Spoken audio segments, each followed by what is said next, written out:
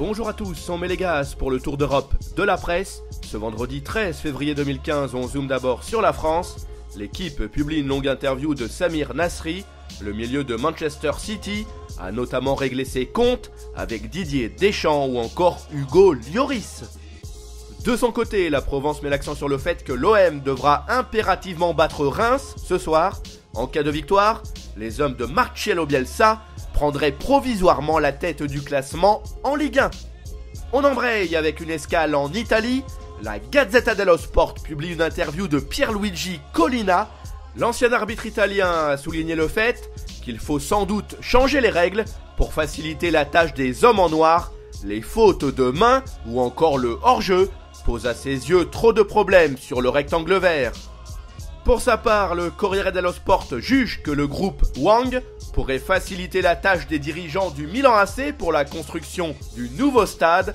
Les investisseurs chinois seraient prêts à débourser plusieurs dizaines de millions d'euros pour que ce projet soit mené à bien. Cap vers l'Espagne, Marca nous apprend que Cristiano Ronaldo est vraiment désolé après avoir organisé une fête suite au revers cuisant 4-0 contre l'Atlético Madrid. L'attaquant du Real essaye en ce moment de regagner la confiance de ses coéquipiers. Il peut compter sur le soutien de Sergio Ramos. Sport quant à lui confirme que le Barça pisterait au moins 3 joueurs en vue du mois de janvier 2016. Les Blaugrana lorgneraient notamment Marco Verratti, Paulo Dybala et Danilo. On termine notre périple par l'Angleterre. The Sun s'intéresse à Samir Nasri. Le milieu de Manchester City a lancé un défi à Chelsea.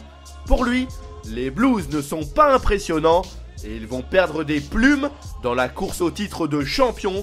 Pour le moment, les Londoniens ont 7 points d'avance par rapport aux Citizens. En ce qui le concerne, le Daily Express relaye des propos signés Roy Hodgson. Le sélectionneur anglais a annoncé qu'il va donner sa chance à Harry Kane qui cartonne à Tottenham.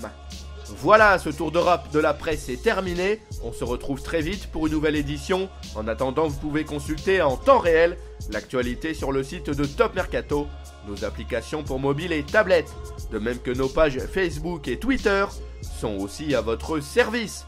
À bientôt.